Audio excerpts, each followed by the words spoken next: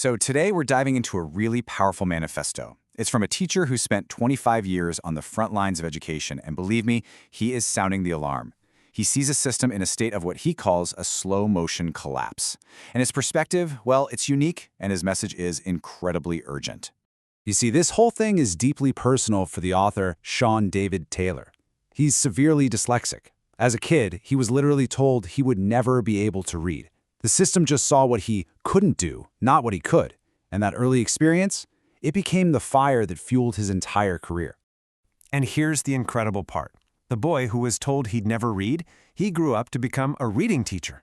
I mean, you can't make this stuff up. For a quarter century, he's had a front row seat, watching what makes a kid's potential blossom and what he believes is actively crushing it. And that brings us to his central argument. And wow, it's a heavy one.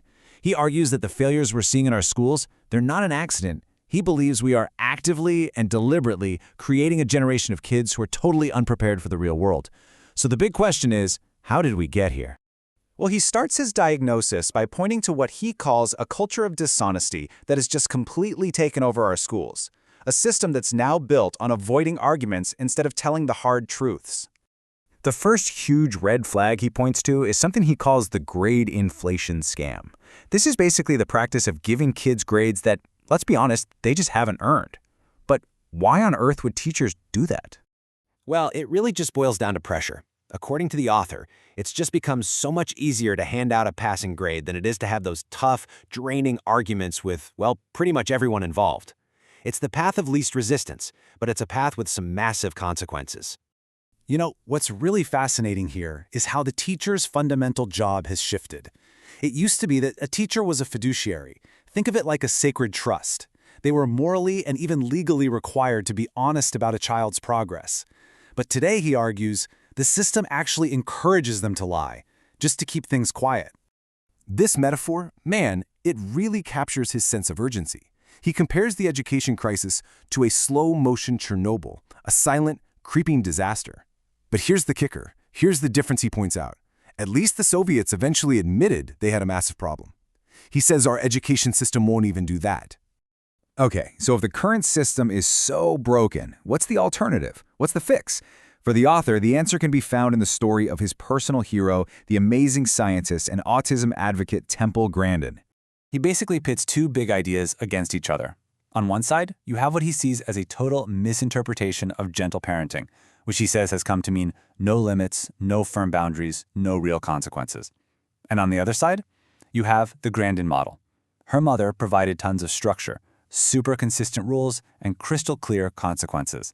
Let's see what that actually looked like. So, whenever Temple had a tantrum, the response was always, and I mean always, the same. It wasn't about anger or punishment. It was calm, it was predictable, and it was 100% consistent. This wasn't trauma. This was teaching a fundamental lesson for life. Your actions have consequences. And hey, the high expectations didn't just stop with behavior. Her mother pushed her to build skills for the real world. She was constantly stretched outside her comfort zone, learning social skills and, crucially, getting real jobs with real responsibilities from a super young age. That's how you build discipline. That's how you build pride.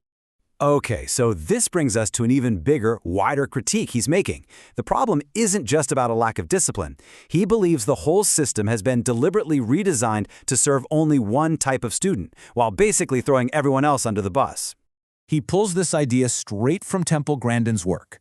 She says there are basically three types of thinkers, and our entire education system, he claims, is built for just that one slice of the pie. The verbal thinkers, the kids who think in pictures, the visual thinkers, and the kids who see systems and connections, the pattern thinkers, they are just systematically screened out. And how did we screen them out? Simple, by getting rid of the very classes where they would have shined. We just eliminated them. Shop class, home economics, arts, all those hands-on, skills-based programs. We did it in this misguided push for college for all, and in the process, we destroyed countless pathways to good, stable, fulfilling careers. And this, right here, is the crushing irony of it all. We completely reshaped the entire system to train kids for academic, verbal work, which just so happens to be the exact type of work that new AI models can now do in a split second. At the very same time, we got rid of the training for hands-on, skilled trades that are, uniquely human. So yeah, the diagnosis is pretty grim. But this is not a manifesto of despair. Not at all. It's really a passionate call to action. A plan to bring back what we've lost and to rekindle the real purpose of education. At the heart of his entire solution is this beautiful French concept, le feu sacré, the sacred fire. It's that inner spark of curiosity, of passion that every single child is born with. It's the engine that drives all real learning. And he argues that our current system, with its decades of endless testing, zero trust accountability, and constant micromanagement, often from people who haven't set foot in a classroom in years, is actively putting out that fire. It has turned education into nothing more than compliance training, and it's robbed it of all its magic. His plan to fix it? It's direct, it's clear, and it's all about teaching with heart and soul again. First, tell the truth about performance. Second, bring back real discipline. Third, create those hands-on pathways for all thinkers. Fourth, push students to grow, to get a little uncomfortable. And finally, actually teach them manners. Don't just assume they'll pick them up. So in the end, this manifesto leaves us all with a very stark choice. We can keep going down this path of low expectations and what he calls therapeutic management. Or we can start doing the hard work of telling the truth, rebuilding structure, and actually preparing our kids for adult life. The question is, which path are we going to choose?